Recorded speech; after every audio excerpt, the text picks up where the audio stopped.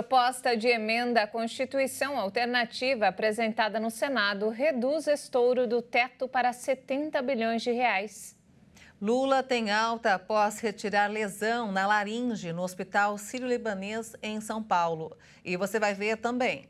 Anvisa aprova a venda em farmácias de remédio da Pfizer contra a Covid. Mercado financeiro eleva para a estimativa da inflação em quarta alta consecutiva. Terremoto de magnitude 5,6 deixa dezenas de mortos e mais de 1.000 feridos na Indonésia. Copa do Mundo, sem indicar equipe da estreia, a seleção brasileira faz o primeiro treino no Catar. Agora, no Jornal das 18h30.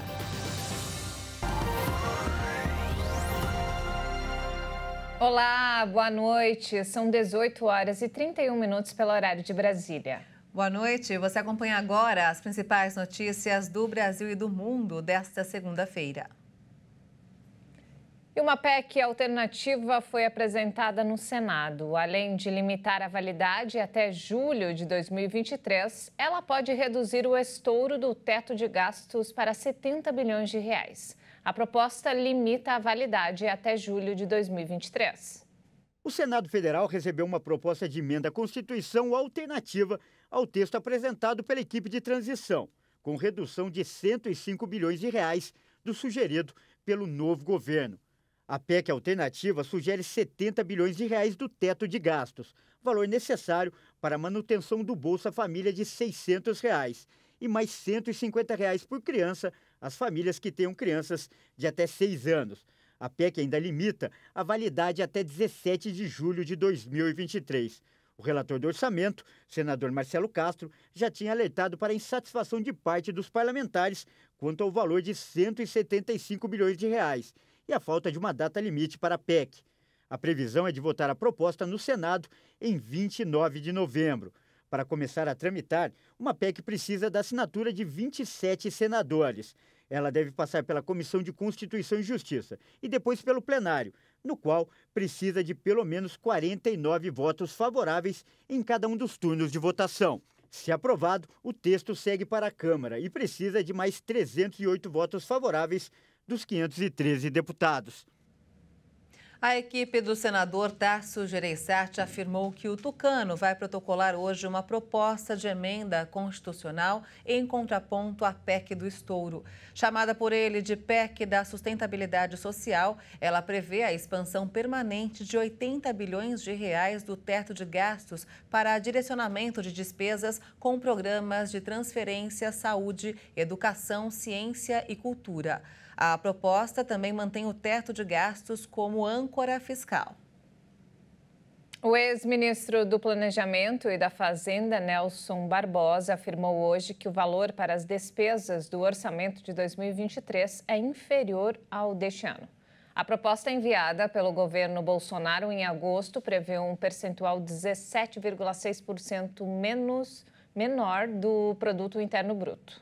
O valor do espaço para elevar os gastos públicos sem aumentar as despesas na proporção com o PIB em relação a esse ano, ou seja, os 136 bilhões de reais, representa quase 69% dos 198 bilhões previstos na PEC da transição.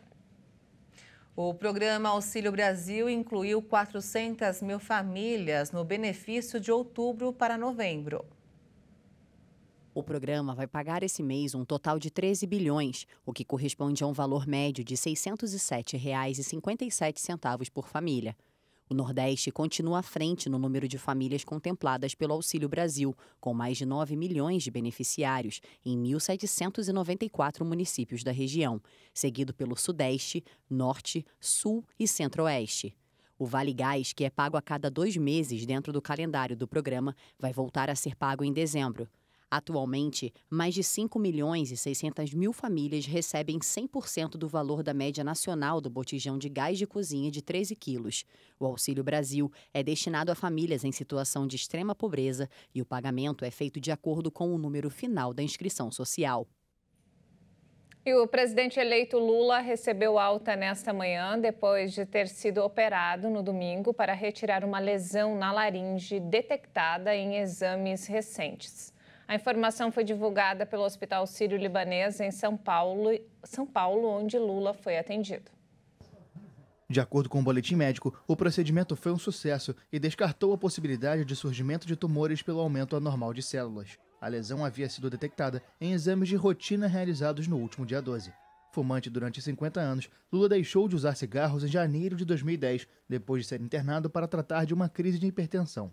Em 2011, o petista foi diagnosticado com um câncer na laringe, mas se recuperou logo no ano seguinte. Lula, que recentemente participou da Conferência Climática COP27 e visitou autoridades em Portugal, não tem agenda prevista para os próximos dias. A Anvisa aprovou hoje a venda do remédio da Pfizer contra a Covid-19, o Paxlovid, nas farmácias de todo o país. O medicamento deve ser comprado com receita e utilizado somente por adultos. O Paxlovid consiste em 2 medicamentos antivirais combinados que bloqueiam uma enzima que o vírus da Covid-19 precisa para se replicar no corpo. O medicamento será distribuído nas farmácias e hospitais das redes particulares. O remédio é indicado para o tratamento da Covid naquelas pessoas que não requerem oxigênio suplementar e que apresentam risco aumentado de progressão grave para a doença. Vale reforçar que a venda do medicamento nas farmácias e hospitais da rede privada vai aumentar a facilidade de acesso, mas a vacinação segue sendo recomendada pelos órgãos da saúde. E olha só, o Boletim Focus desta segunda-feira aumentou em 0,06 ponto percentual a estimativa da inflação para 2022. O mercado também elevou as projeções para o câmbio para este e o próximo ano. A nossa repórter Maria Clara Leite traz mais informações. Segundo o Boletim Focus, a previsão da inflação de 2022 saiu de 5,82 para 5,88.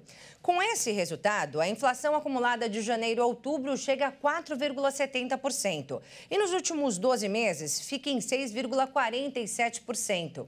O relatório, que toda semana reúne análise de agentes financeiros e colhe impressões sobre os principais indicadores econômicos, também elevou a projeção do Produto Interno Bruto brasileiro deste ano de 2,77% para 2,80%. E o dólar, que ficou estável por 17 semanas, agora subiu, com cotação prevista em R$ 5,25 em 2022 e R$ 5,24 em 2023. A expectativa para a taxa básica de juros, a Selic, se manteve em 13,75% para este ano, mas subiu de 11,25% para 11,5% em 2023.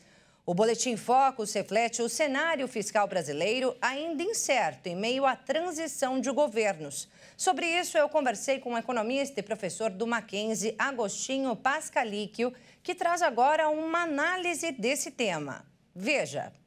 As perspectivas para 2023 ainda necessitam de fortes definições. Em primeiro lugar, o que nós precisamos lembrar é que é essencial a premissa básica associada à regra fiscal. Ou seja, o mercado reconhece a importância do equilíbrio fiscal de longo prazo. Entretanto, esse equilíbrio não está sendo acenado até o momento. Pelo contrário, indica um gasto excessivo, ainda persistem receios relacionados à forma de financiamento dos gastos e no crescimento da inflação. O futuro da atividade industrial, com essa perspectiva de desequilíbrio, fica incerta. Pode trazer desemprego, inflação e, consequentemente, abalar os rendimentos da população. Ao invés de gerarmos emprego e crescimento, o contrário, uma indefinição com desemprego e com inflação. Bem, e diante das incertezas do cenário econômico do país, a recomendação do economista para quem quer investir nesse momento é focar em bens e aplicações financeiras com rendimento conhecido. Acompanhe. São os rendimentos conhecidos como aplicações em renda fixa. A mais simples, mais conhecida é a caderneta de poupança, mas existem outras aplicações que merecem atenção e que estão indexadas à inflação e à própria taxa Selic.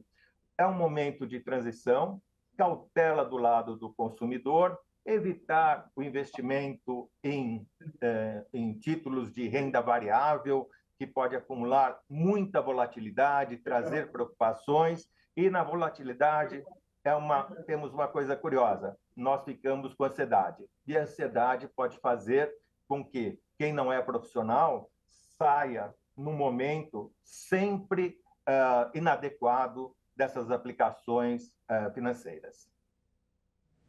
E vamos agora ao mercado financeiro. O dólar fechou o pregão em queda nesta segunda-feira, com investidores reagindo positivamente a falas recentes mais conciliadoras do presidente eleito Lula sobre a futura postura fiscal do Brasil. A moeda norte-americana caiu 1,18% e encerrou o dia cotada a R$ 5,31 na venda. E as famílias com renda maior que R$ 17.260,14, consideradas de renda alta, foram as que enfrentaram maior inflação em outubro, segundo estudo divulgado hoje pelo IPEA. De acordo com o apontamento do IPEA, o encarecimento das passagens e dos planos de saúde estão entre as causas do cenário. Para esta faixa de renda, a variação de preços foi de 1,14%, enquanto a inflação geral da economia ficou em 0,59%. Já as famílias de renda muito baixa, entre R$ 1.726,01 até R$ 2.586,02, tiveram os menores índices de inflação, de 0,51% e 0,52%. Mesmo assim, quando é analisada a inflação acumulada, tanto as famílias mais ricas quanto as mais pobres estão acima da média nacional, enquanto as de renda média estão abaixo da inflação geral. Nos últimos 12 meses, as famílias de renda muito baixa têm 6,73% de inflação, enquanto a inflação geral é de 6,43%. As famílias de alta renda, por sua vez, acumulam 7,95% de aumento de preços em sua cesta de compras. E veja a seguir, terremoto de magnitude 5,6 deixa dezenas de mortos e mais de 1.000 feridos na Indonésia. E ainda, sem indicar equipe da estreia, a seleção brasileira faz primeiro treino no Catar. Nós voltamos em instantes. Até já!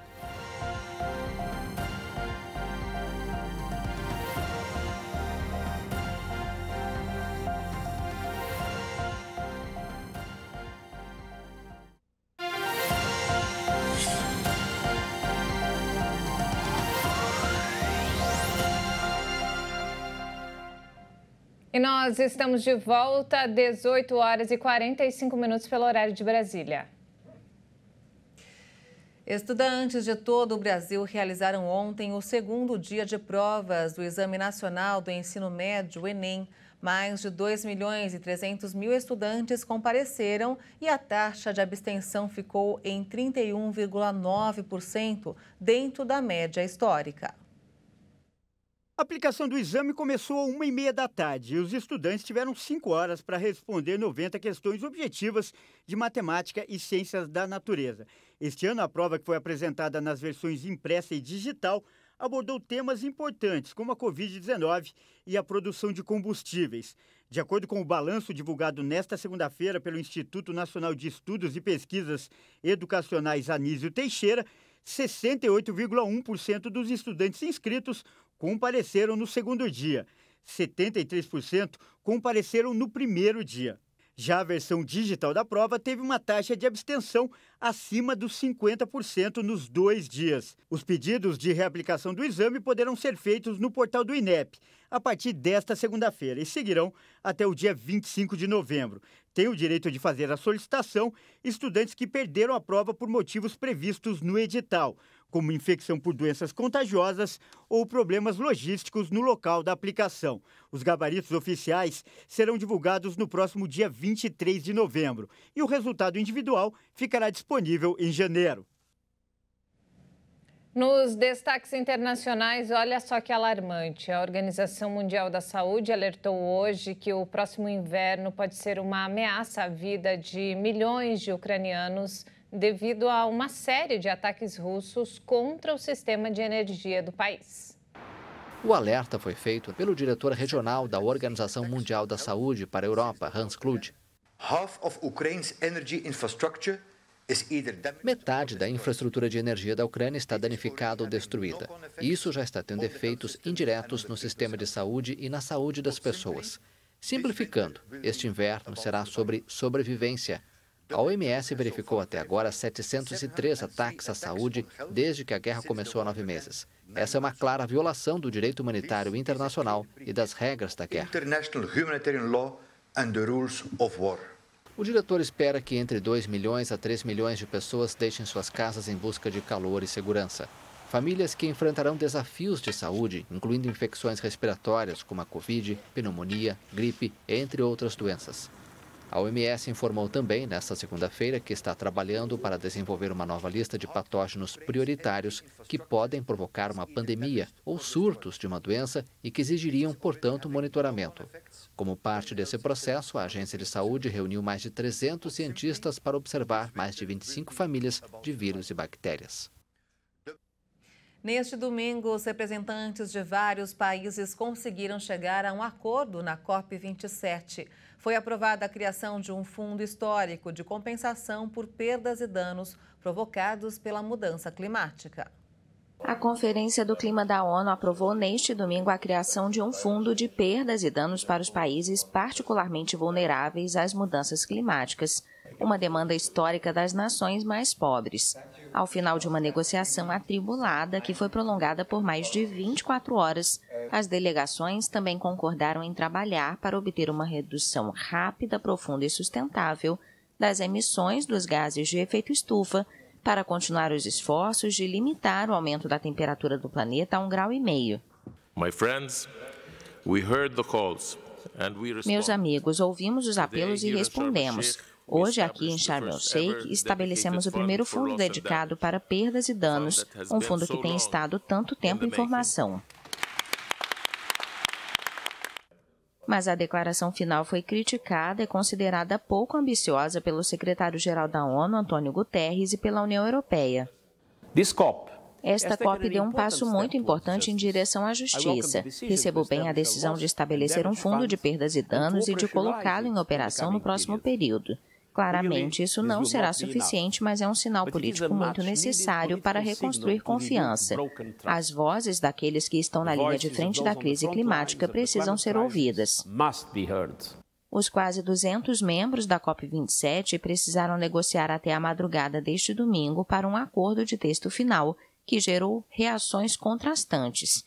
A ideia de um fundo de perdas e danos começou a ser negociada há 3 décadas, quando os países mais vulneráveis passaram a exigir compensações pelas mudanças climáticas, das quais não são historicamente responsáveis.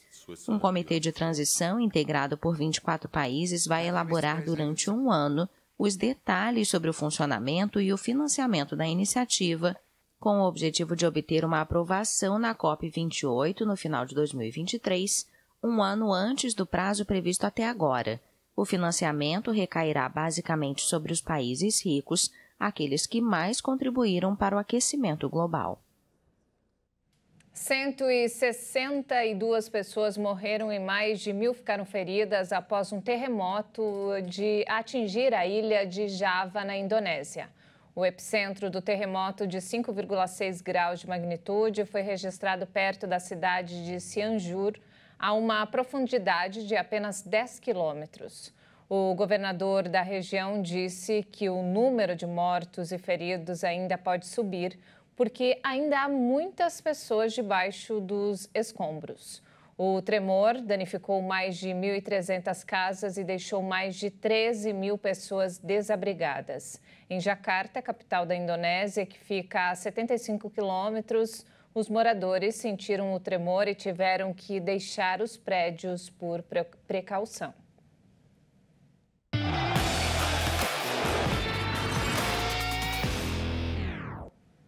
E vamos falar agora sobre a Copa do Mundo do Catar, que começou ontem. E Leonardo Félix está aqui com todas as informações desses 2 primeiros dias do Mundial. Boa noite, Leonardo. Boa noite, Léo. Seja muito bem-vindo. Boa noite, Juliana. Boa noite, Maria Alice. A todos que nos acompanham aqui na HIT.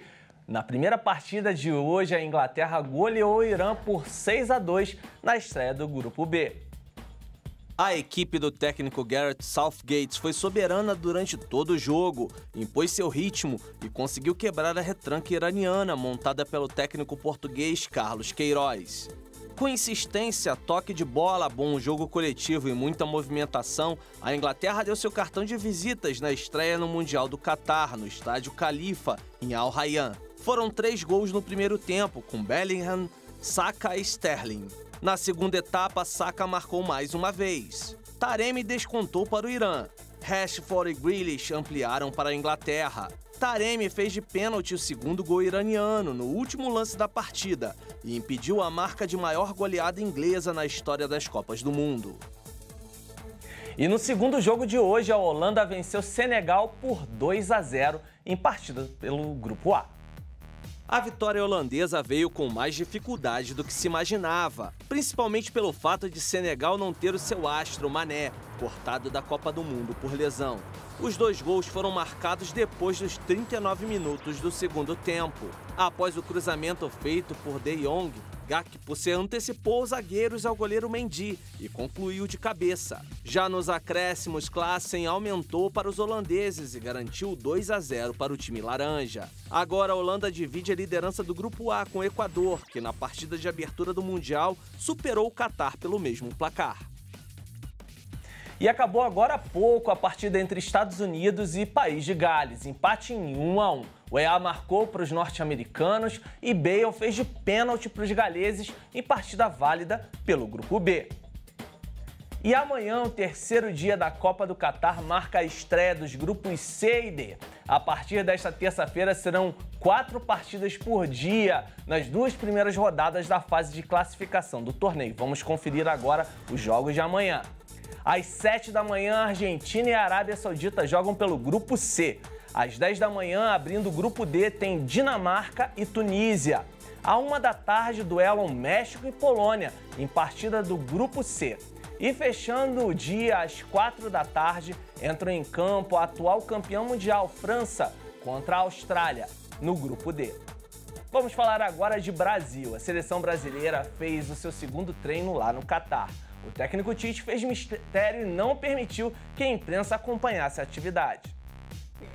Dando sequência à preparação para a estreia na Copa do Mundo, a seleção brasileira voltou ao estádio Gran Hamad, em Doha, para mais um treino nesta segunda-feira. Depois de uma atividade aberta no domingo, o técnico Tite optou por um treino fechado desta vez. Já projetando o duelo de quinta-feira contra a Sérvia, Tite permitiu que apenas os 20 primeiros minutos do treinamento fossem abertos à imprensa no Catar. A próxima atividade, na terça-feira, será totalmente fechada. A principal dúvida do treinador brasileiro está no setor ofensivo. Concorrem por uma vaga no time titular o meia Fred e o atacante Vinícius Júnior. Caso o meio-campista do Manchester United seja escalado, Lucas Paquetá deve ir para a esquerda. Se o ponta do Real Madrid jogar, Paquetá atuará mais recuado. O Brasil encara a seleção sérvia na próxima quinta-feira, às 4 da tarde, no horário de Brasília. O jogo é válido pelo Grupo G e acontece no estádio Lusail.